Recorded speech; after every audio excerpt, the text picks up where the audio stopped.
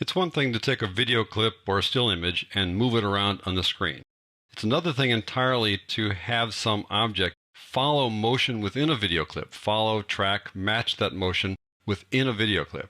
I'm going to give you a sense of how that works in this lesson. It's sort of tedious, so I won't show you every single step, but I will give you a feeling for how to do that. And I'm going to give you a finished project that you can use as a reference as you do your own motion tracking.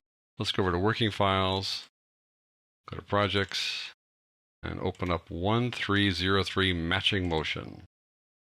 What we have here is one bike riding clip, and what I want to do is have text follow the motion. So the bike riding clip looks like this. You've seen it before if you've watched other lessons. These two folks coming down the bike path here and riding on by.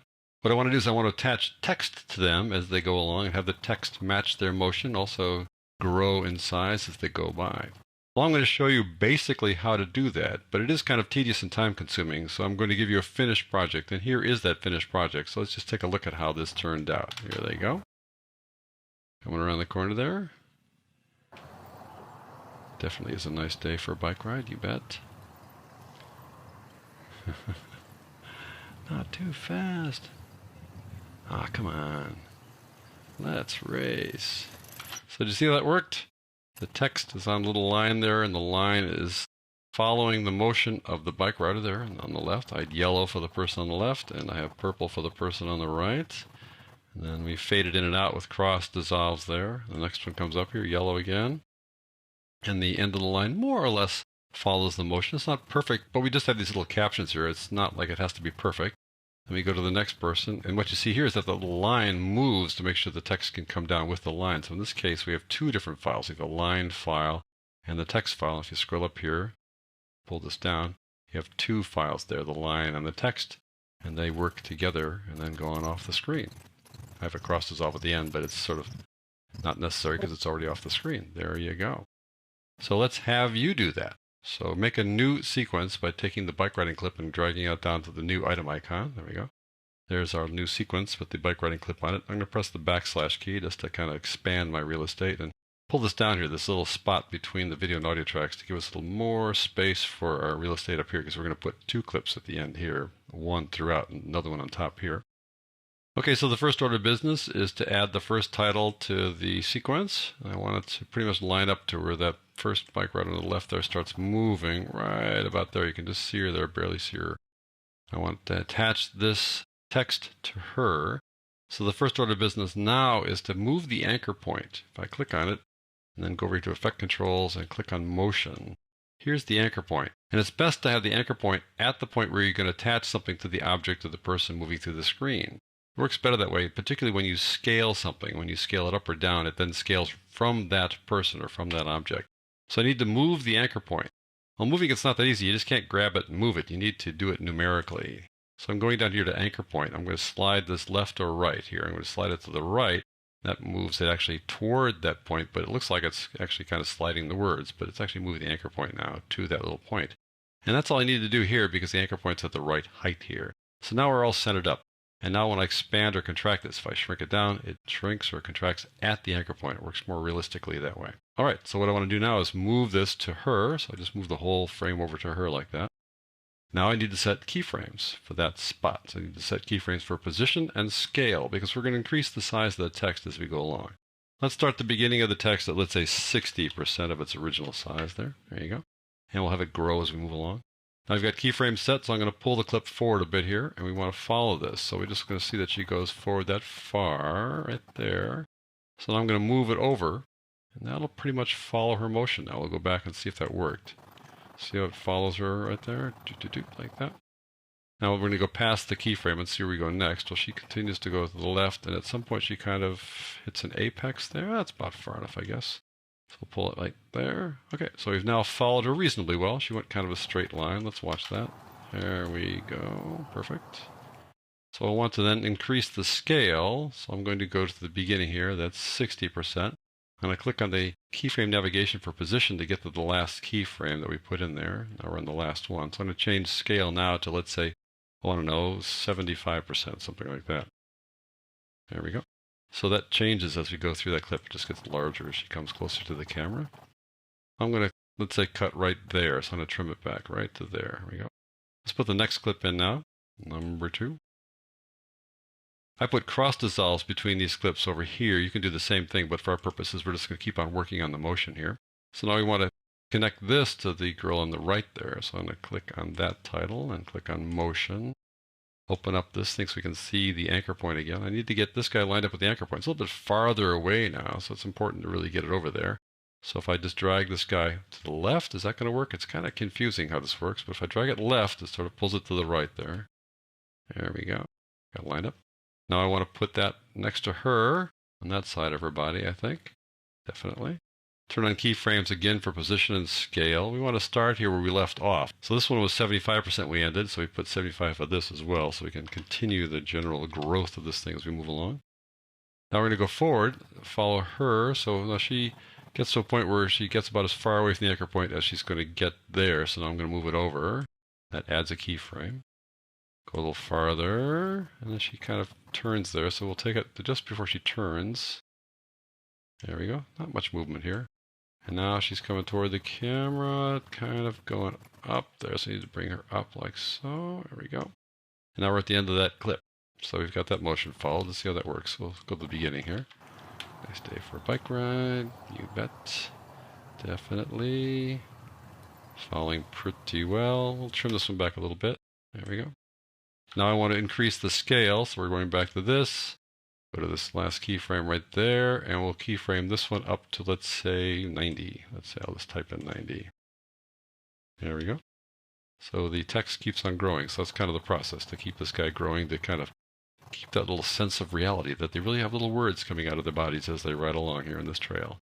Let's add another one now, number 3. Similar process. This time the other rider will talk, so let's get the anchor point set for that one. So I'll go over here to motion, click on motion so we can see it. And this time the anchor point is actually not on the same line. So we got to do a couple of things with the anchor point here. I'm going to drag it a little bit to the left, bring that over like that. Now I need to drag this up, is that right? And then we do that, it comes actually down as we pull it down. So I'm dragging left to make it come down. I think we got it. And we just put it over by her on the left side of her like that. Her right, our left. And turn on keyframes for position and scale again. And we'll just skip some of the work here, just show you the general process here. So I want to go on to the last clip, because the last clip has that little extra line in it to show you how that works. So let's add the next clip there, this title number 4. We'll put it right about there. I think maybe slide it in a bit like that so it can start not too late in the clip. There we go. And I'm going to put this other one above it, the line above it. If you look back at this one, you'll see that the line rotates. Watch the little purple line there. It rotates down so that we can accommodate the fact that the text would otherwise go off the screen there if we kept it pointing up. So we bring it down and have it go along like that. So we want to do the same over here and have the line move. Well, again, one of the advantages of having the anchor point at the place where you're going to attach it is that you can rotate on the anchor point. Let's go and click on this, click on motion, open it up, and see that the anchor point is way off the end of that line. We want this anchor point right there at the end where we're going to attach it to her.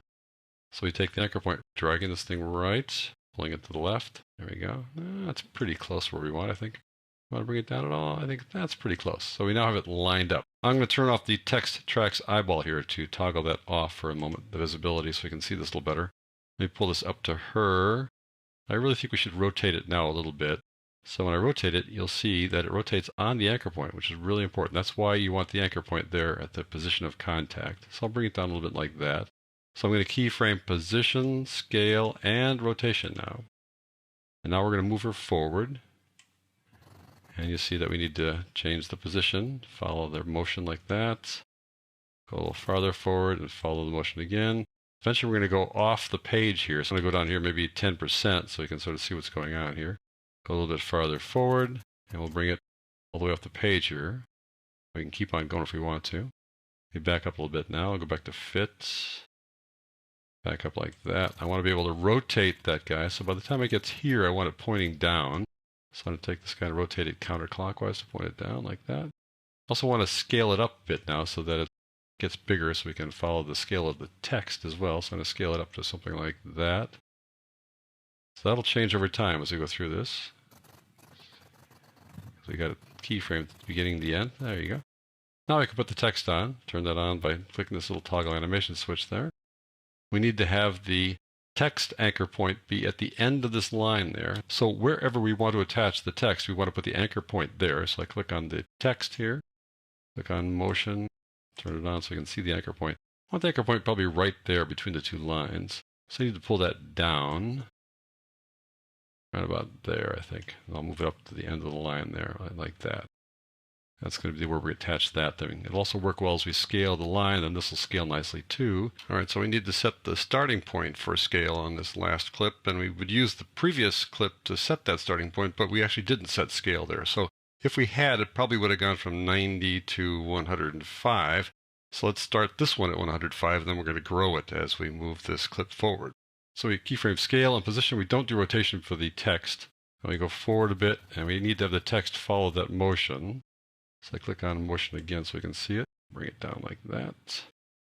Keep on going forward. You can see how that works.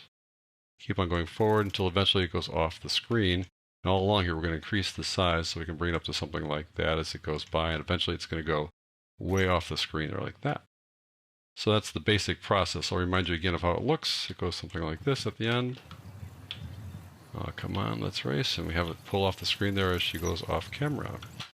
So I think you get a sense of how you can track motion. It is a little tedious, and if you try to be exact about it, it can just drive you nuts. But if you're doing something like this where you can be loose with it, it's not so bad. You can just follow it generally and have it work pretty well. There are some effects inside Premiere Pro that work well with this process. Just think about lightning. If you have an object in the ground, you want lightning to keep on hitting it, then you need to track that ending point. That's one thing you can do. You can also have the lighting effect where the light might follow somebody. Have it a brighter place for that person as that person moves around. You can just highlight that person as that person moves around the screen or whatever you're following. And then finally, remember lens flare? I just want to show you lens flare because lens flare is like the coolest one to use, I think. Type in lens here and put lens flare on the clip on the bottom there. Lens flare is just fun. So I'll click on this one. Got lens flare. We click on the lens flare like that to turn on its center like this. I'm going to go over to the first rider there. Like so. Turn down the brightness a bit so you can see what we're doing. Here we are. Turn on keyframes for the center and for brightness. And as that person moves along, for example, you might want to take that guy and follow her. There we go. She comes onto the screen a little farther, let's say. We have keyframes going along here, so then we can follow that motion with the lens flare. Not saying that this really works for bike riding, but there you go. And as she goes along, you can change the brightness too. So the brightness starts low there, but as she approaches the camera, for example, you can have the brightness start increasing as she gets closer to the camera and then maybe decrease as she goes by, something like that. So that's the basic process to track motion. The biggest tip is that whatever you're going to attach to somebody or something, make sure the anchor point is at that attach point so you scale things and it scales realistically. Otherwise, just have fun with your motion tracking, following, or matching, whatever you want to call it.